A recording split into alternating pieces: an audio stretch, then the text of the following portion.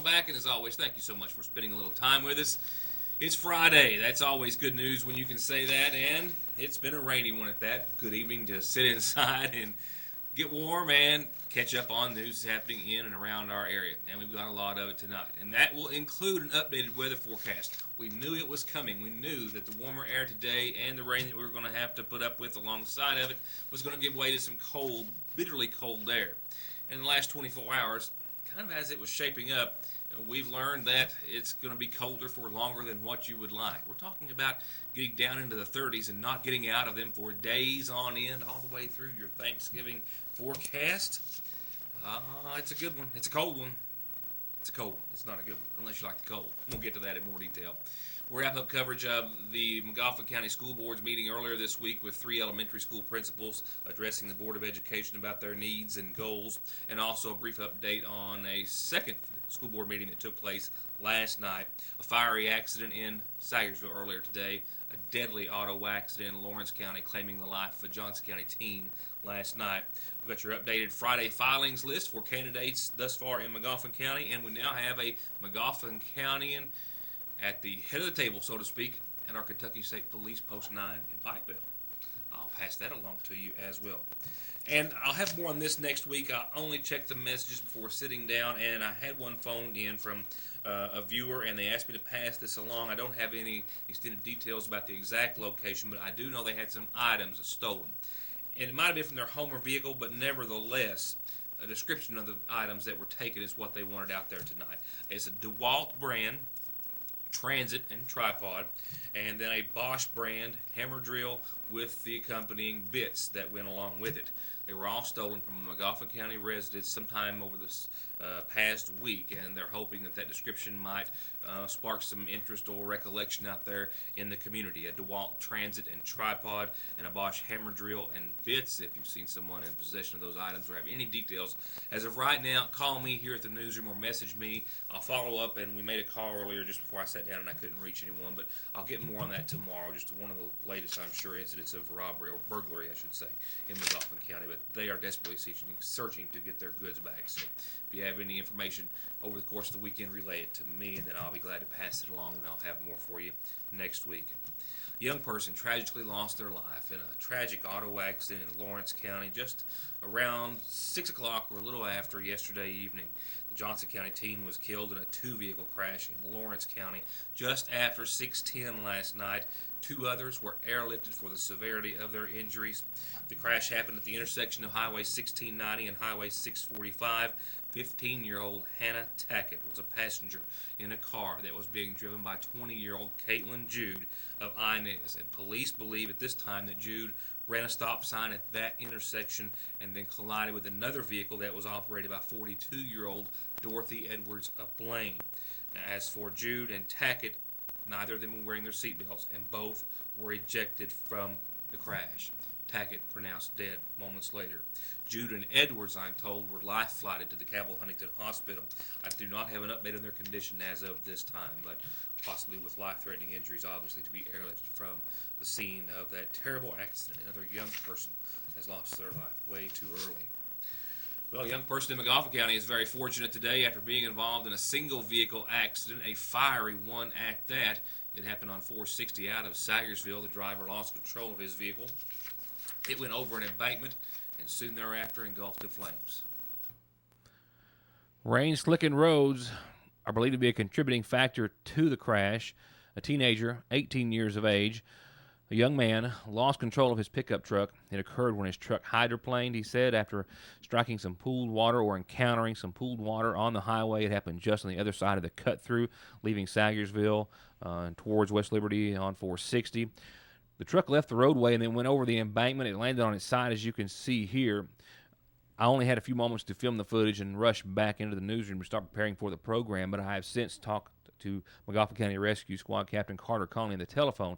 He tells me the truck flipped on its side and struck a large boulder, and the impact with that large rock was in the bed area of the truck.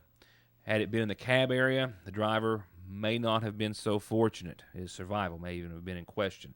Nevertheless, he was wearing his seatbelt, and he climbed out of the vehicle as it burst into flames. He was taken to the West Liberty ARH Medical Center for non-life-threatening injuries. It was believed he was out and talking and conscious and in really good shape, considering the traumatic event he had just been through. The Sayersville Fire Department arrived shortly thereafter to extinguish the flames, not before a few small explosions, tires, possibly some other items in the bed or in the truck that exploded due to the heat and flames.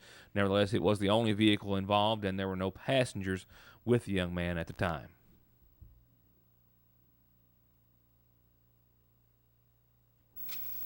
And here's a report just coming across my desk a short time ago that I hope to be able to elaborate on at a later time. I have made his acquaintance on a couple of occasions while covering news, and I'm very glad to announce to you now that we have a McGoffin County at the helm of Post 9 in Pikeville, after Sean Welch of McGoffin County has now taken over the position of commander of the Kentucky State Police. Now serving as the new post commander of Post 9 in Pikeville, Captain Welch is a native of Pennsylvania, and he has 22 years of law enforcement experience, 19 of those 22 with the Kentucky State Police. Captain Welch started his career with Kentucky State Police at Post 9, and he says through a statement from Kentucky State Police Post 9 in their press release that this is a welcome homecoming for me, he says. This is actually Captain Welch's third assignment to Post 9. Past assignments including KSP Academy staff, KSP Special Response Team, and Post 8 of Moorhead, and Post 14 of Ashland. Now, Captain Welch currently, as he has for several years, resides here in McGoffin County with his wife, April. We wish to congratulate him for a job well done. Up next, your Friday update on candidate filings for McGoffin County elections, which will be up for grabs before you know it. We'll have that, and the school board coverage with a whole lot of crap to cover beginning after these messages. The 2014 Terrexes are in with a newly redesigned 800cc power plant and a new two-seat configuration, and the XP1000 is on the ground. 107 horsepower and a world-class suspension, plus Polaris financing as low as 2.99%, 5.99 for up to 72 months, but it's only good till the end of the year at Connolly's Kawasaki and Polaris of Paintsville. Whether you're coming home or just want to feel at home for one night or a few, the Mortimer Lofts in Sayersville are that perfect experience you're looking for, with two newly restored and uniquely appointed lofts overlooking downtown from one of its historic structures filled with its history throughout. Each can accommodate up to 4 guests, 6 with the option of a connecting bedroom, or the entire floor can sleep 10 comfortably. And with all the amenities like king beds, HD TVs, free Wi-Fi, private baths, and kitchenettes to make your stay a memorable one.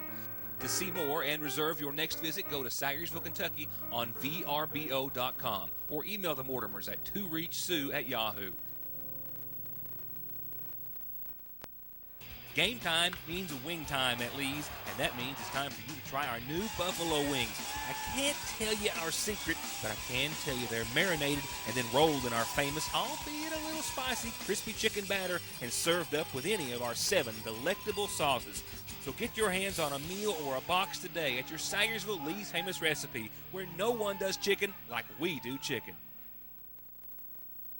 It's so new it doesn't even have a name, but it does have an amazing taste all its own. 4 pancakes, butter, syrup, plus your choice of any of our dozens of DQ toppings with a little whipped cream on top, and of course some of our world-famous DQ soft serve.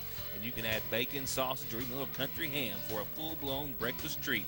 So sink your taste buds into a quarter or even half-pound grill burger fixed exactly like you like it. And you want to know the best part?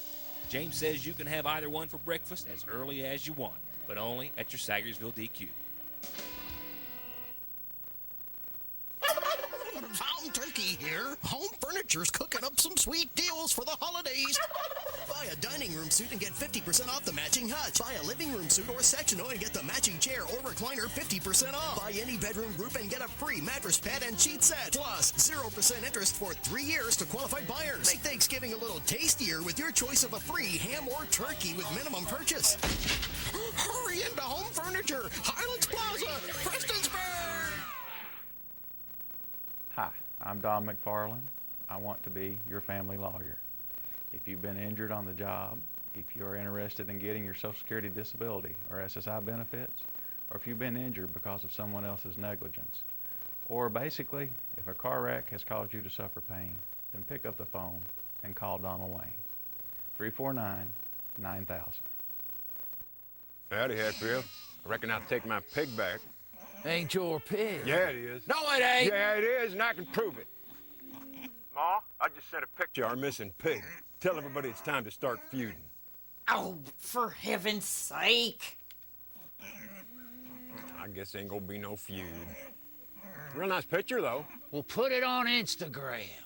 Appalachian Wireless's 4G. Great pictures, video, text, and talk. Bigger savings, better service. That's today's Appalachian Wireless.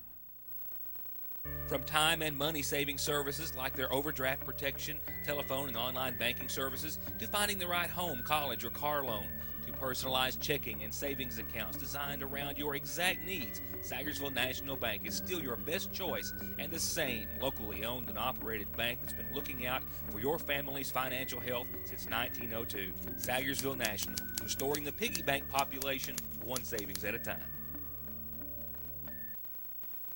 It's Friday, and as promised, we'll keep you up to date at least once a week should there be any additions to the list of candidates here in Magoffin County, of which there have been several since the last update. Two names have now doubled up the candidates thus far for Magoffin County Judge Executive. Two names familiar from last election. John Montgomery on the Republican ticket has filed, as has incumbent Charles Doc Harden on the Democratic ticket. They now join John D. Carty and H.B. Arnott thus far. No updates on the sheriff ballot on the Republican side of the ticket. However, we do have a new name on the Democratic side. Joshua Shepard has now filed to join several others for the race for sheriff of Magoffin County thus far. One of the more crowded fields. We expect the possibility of more in all of the respective areas. The race for coroner remains the same. Three candidates, Paul Burchell, Michael Paul Howard, Mark Jenkins. County court clerk remains the same as well. Johnny Arnott, Renee Shepard.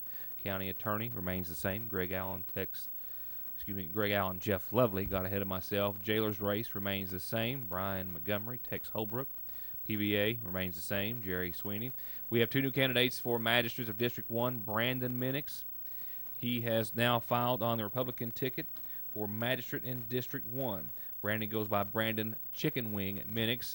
Just did not have the space to put his nickname, so to speak, on there. Brandon Chicken Wing Minix, as he filed under, and Frankie Howard on the Democratic side in the race for Magistrate District 1.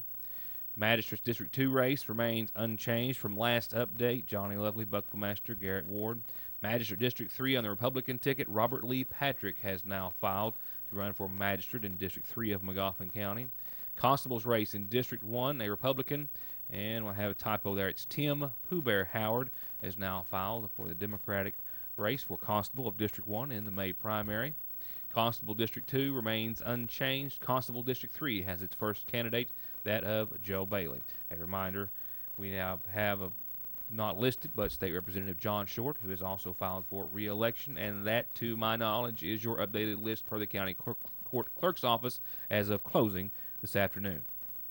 More local news, but right now, local announcements via tonight's community calendar, brought to you by Magoffin Farm Bureau. And a couple of birthdays, and this one's on me. A lot of times announcements come in, I don't see them. I saw this one. I just misplaced it, so to speak. Nevertheless, it's now day belated, but still a big happy birthday wish to a now teenager plus a day. Happy 13th birthday, Garen Howard. With lots of love, Garen, from your mom, dad, Sissy, Tegan, Robert, AC, Tanya, and Shannon, family, and friends. Happy birthday to you. Garen became a teenager, 13 yesterday. And I thought when I saw the number pop up on the ID, or as I was going through the messages, that Ben Gardner was calling to tell me that Candy Cane Lane was open. Well, it's not. He says they're working hard, and they'll let us know when it is. He was actually calling to tell me to wish his sister Sarah Dunn the happiest of birthdays. So from Ben and a whole lot of friends and family to our neighbor Sarah Dunn, happy, happy birthday.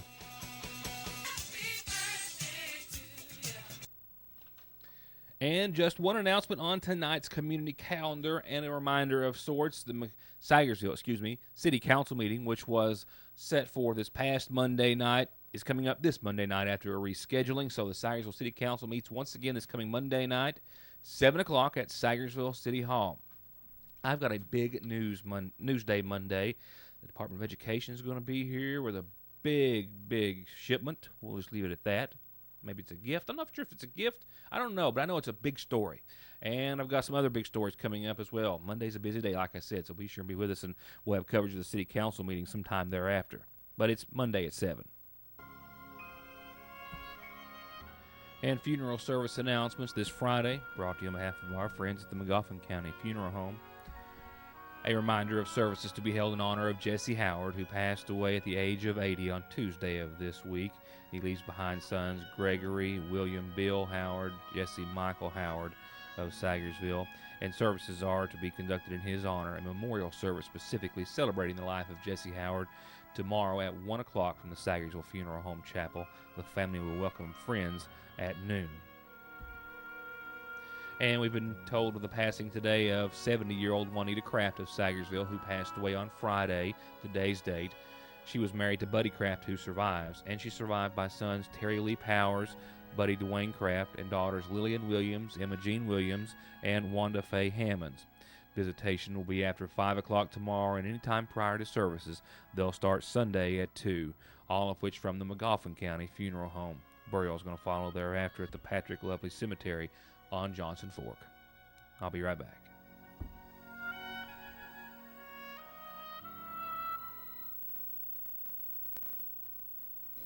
Sagersville Nursing and Rehabilitation Center is proud to announce the newest members of our family, Administrator Elaine Jones and our full-time chaplain Mark Campbell and volunteer Richard Green, new faces with the same sincere desire as these, to assist you and your family with short-term rehabilitation solutions or long-term nursing care needs, close to home and those that you love. Sagersville Nursing and Rehabilitation.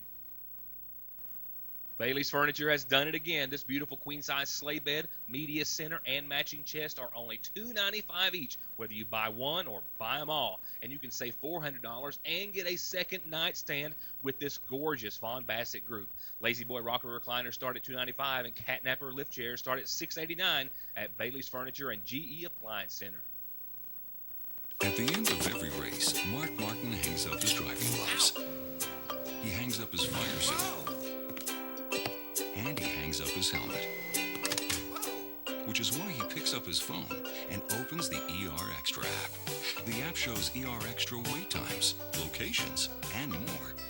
It's the one safeguard Mark Martin is never without.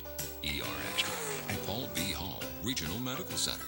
Extra fast, extra easy, extra great. Have a buck, get a truck. Now at Hutch Chevrolet, buy any new or pre-owned truck or car for $1. You can get a shotgun or rifle just in time for deer season. If you got $1, get a truck. For example, 2013 Chevy Silverado was $37,000. Bucks and trucks price $25,990. Only at Hutch Chevrolet Buick GMC in Paintsville, Kentucky.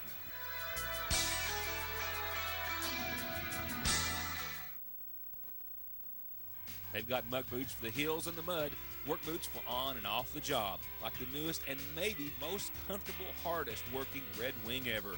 They've got Western boots for kicking up your heels and a whole new store full of the newest styles from all the famous makers you love, like Wrangler, Carhartt, Ariat, Miss Me, Leathers by Scully, and more at the brand spanking new Red's Boot Barn in Sagersville.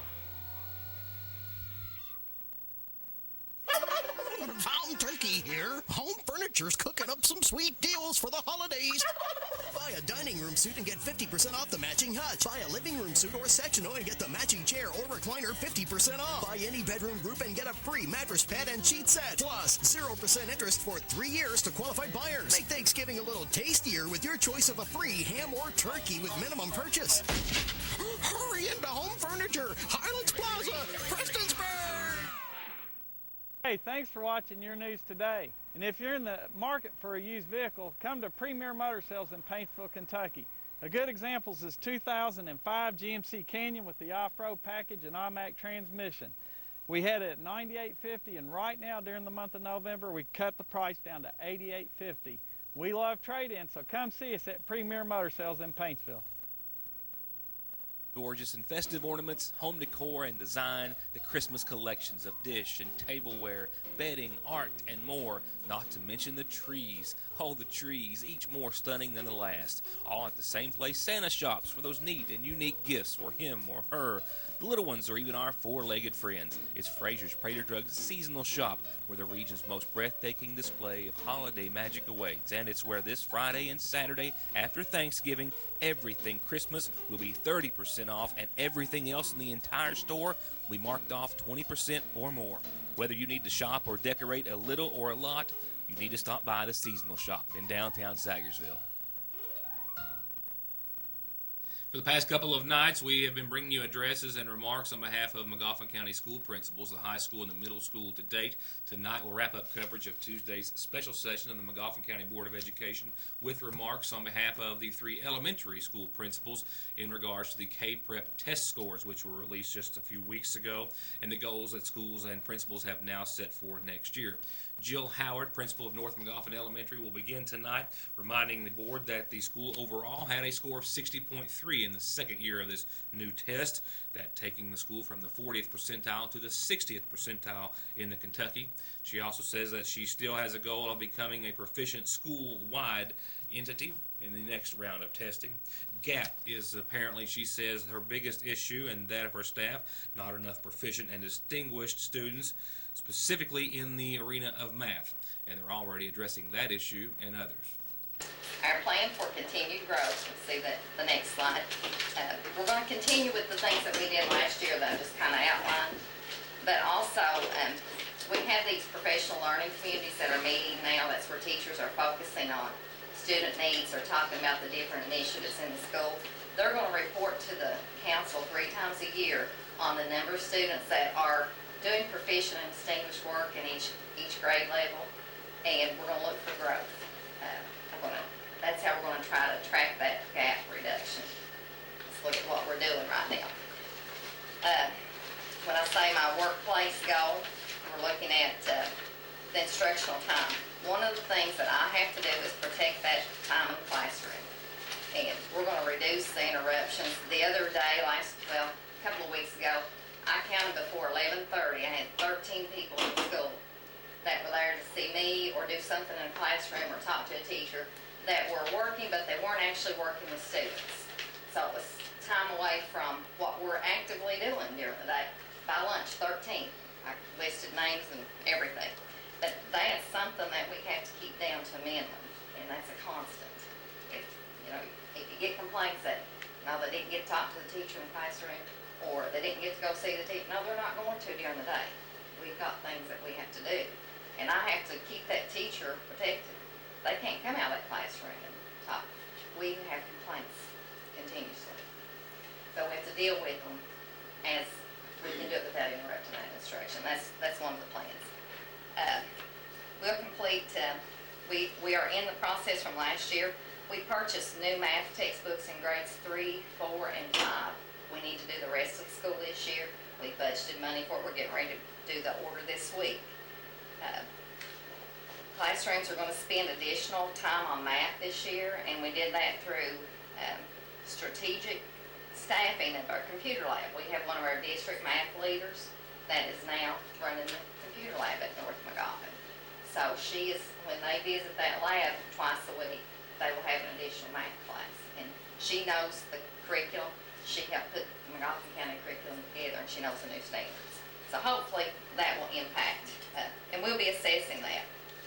But also one of the things when we did, there's a couple of surveys that we do now for our schools. I forget the name of the TEL survey. Just one. One of the things that teachers reported was that they didn't have enough time to collaborate and plan. So that's something that we want to do, and we put that in their schedule. They have it through lab time and library time. So they have those each twice a week. So every teacher has at least 4 times during the week that they can collaborate with another teacher at the same grade. So to provide that collaboration, common planning at a minimum of at least 3 times. And hopefully that will impact student learning. That they're planning, they're talking about what kids need. And lastly was Mark Rice of South McGoffin Elementary, who had a great deal of good news to share with the board on Tuesday night on behalf of a couple of his teachers, Ethel Salyer, who had her LDC published at a state level, and Margie McCoy, who received an LDC committee invitation. Both very outstanding accomplishments. We wish to applaud them for their efforts and a job well done. Also, he says South McGoffin was recognized for the second time in 4 years by State Education Commissioner Terry Holliday for receiving the TEL Award. And he also referred to some problems which are also faced throughout other schools, computers falling behind, how he would wish to have arts and music reintroduced into schools, and from textbooks to technology to wanting to see someday, if ever possible, a reduction in the size of classrooms and district staffing. And I left our 2011 score on there as well as our 2012, just so you can go back and look. You know, we was 49.3, we jumped up to 57.7. I think we really made good gains. We was right where the grade school was on their gains. I'm not sure exactly if they beat a tenth of a point or two, or we beat them, but we fell in the 50 percentile. And last year we was at 20 percentile, so we made great gains on that part of it, on accountability. Our achievement, you know, you're not going to make gains overall if you're not making achievement and kids are scoring proficient, distinguished, and they're not showing growth. So, you know, we done real well on our growth. We got 12.3 points in the achievement level, 10.8. We done really well in science. Our social studies, we've not done as well. That's what we're probably the weakest end up there. And we are trying to put more focus on social studies a little bit in our 5th and 6th grade. And we're trying to go back and try to make sure we're getting that core content more. I feel like maybe we just overlook them a little bit. And one thing we do up there, probably a weakness on our part, we put a lot of focus on reading and math. And, you know, when it comes down to it, you know, where we're going to get the most for a buck. And you know, we've got to learn to incorporate a little bit more social studies into our reading, you know. But, you know, that's probably one of the reasons. But O'Reilly, I think last year, we was like 1.6, and we come out 7.6. And I can't remember our language mechanics score off the top of my head real close, but we went up quite a bit there at 57.3. Also, you can look through our gap there, and I'm going to spend a lot of time on that because I want to hit our growth the most important thing. And on the growth page there, if you look at where we had 55.6 last year, 62.9. And on that growth, our students across the state, they're compared to other students that score the same score. Mr. McFarland scores 20 on the test score, and Mr. Smith scores 30. He's compared to everybody that scored 20 on the test last year. Mr. Smith's compared to everybody that scores 30. Well, 40% of the students that scored 20 last year, if you could outscore 40% of them, then you're making growth and you're showing growth. So when you look down there, almost 63% of our kids outscored their partners from last year that scored the same thing they scored. Principal Willie Cole gave his presentation actually between those two school principals. However, I'm running out of time, which is nothing new. And his concerns were addressed in the school board meeting last night when they met in regular session. So I'll hold that off until next week as those two tied together closely. So we'll hear from Mr. Cole of the Sayersville Grade School and the concerns that he brought forth, and then that some of those concerns were addressed and some other developments from the Board of Education meeting last night. I now have an even busier Newsday Monday than what I referred to a few moments ago. But I've got to finish this one first, and we'll do it with tonight's Licking Valley RECC forecast. All right, hold on. Here it comes. Showers are ending. There's some good news, and we're going to be above freezing tonight. There's some more good news. Cloudy skies and a low of 38. Now, that comes after a low today. This morning's low was 51, and we topped out at 60. So, yeah, those temperatures were mild. If that's what you were thinking. It wasn't an illusion or any type of a deception. They were just mild, but we just had to endure the rain that went along with them. Now, here's tomorrow, how it's shaping up. Here's your Saturday as follows. Remember I said tonight's low was, 38? Well, we're going to pick up 3 whole degrees by tomorrow. We're looking at 47 degrees. Oh, wait, no, I'm not done. Cloudy through mid-morning. We'll see around 41 by noon. Then that temperature is going to fall to around 37 for the remainder of the day thereafter. We'll see clear skies tomorrow. We'll see a chance of flurries tomorrow night under some increasing clouds. after 9 o'clock or so. Sunday looks to be clear and dry, but sunny and brutally cold. 30, if at best 30 degrees for a daytime high, 17 for the low. And then the precipitation, at least a chance thereof, makes a return at the beginning of the week. We're still stuck in the 30s, 39, mostly sunny, 20% chance of some late snow showers after 11 that may continue into your Tuesday. Rain and snow showers are likely Tuesday. Temperatures still not getting out of the 30s. We'll see low 28 degrees for the low. Wednesday, colder, 34, 22, partly sunny. Wednesday night, and Wednesday afternoon, still a slight chance of some snow. And I don't have graphics in it, but I can tell you that Thursday, Thanksgiving Day, 34 degrees and sunny. And sunny and 42 on your Friday. Was that the forecast you were hoping for? Dare I say not. Thank you so much for being with us. I hope you have a wonderful, safe, and joyous weekend.